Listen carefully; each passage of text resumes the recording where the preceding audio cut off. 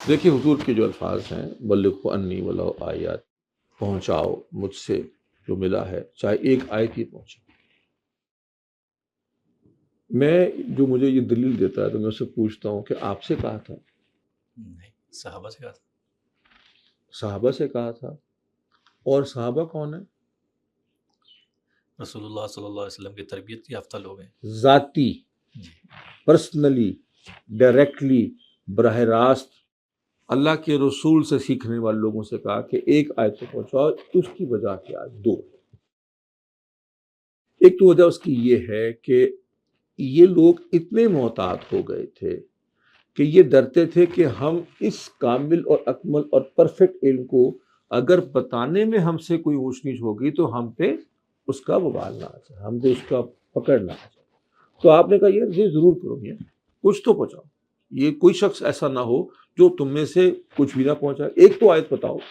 یہ بالکل ایسے ہی ہے جیسے کہ آپ کہیں، کوئی آپ سے کہے جی کہ سائیکل سیکھنی ہے، اچھا میں تو نہیں چلا سکتا، آپ کہ اچھا کم سے کم یہ گلی میں تو چلاؤ نا، اپنی پہلے شروع کرو، تو جب تم چلاؤ گے تو تمہیں خود ہی سمجھ آ جائے گی۔ تو ایک تو یہ ان سے ہے، اور یہ ہر اس شخص سے ہے جو تربیت یافتہ ہو سکتا ہے۔ دوسری چیز یہ ہے کہ صحابہ کے پاس وہ زمانے نہیں تھے جو آپ اور میں جس میں رہتے ہیں نا، جی صحیح۔ جس میں کہ کنفیوژن بھی ہے، فتنے بھی ہیں، بتانے والے ہر طرح کے۔ تو اس لیے آج تو اور بھی ضروری ہو کہ بتائیے ضرور، میں اس سے نہیں روک سکتا، میں کیسے روک سکتا ہوں اس امر سے؟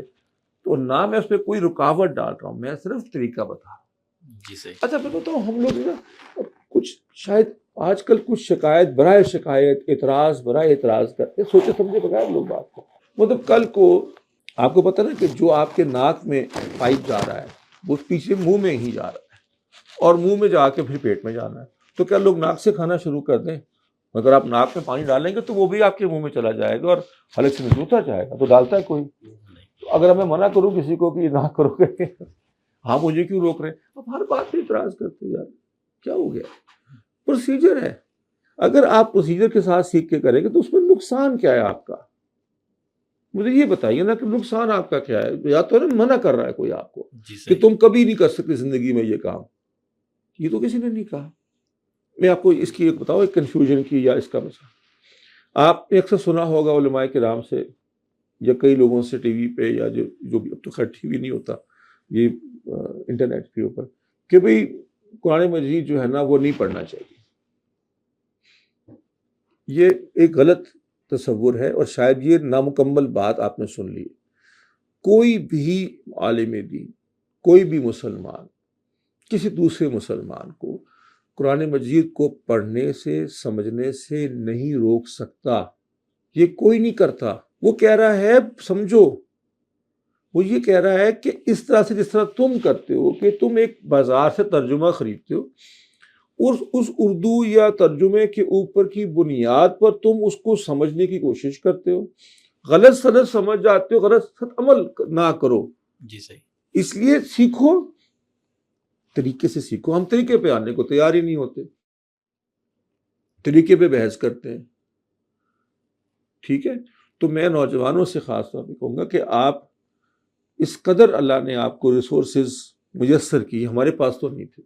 آپ کو پتہ ہے جب میں پڑھتا تھا تو ایک حدیث کی تخریج کرنے، حوالہ نکالنے کے لیے کیسے کرتے تھے؟ سب سے فاسٹ پروسیجر کیا تھا؟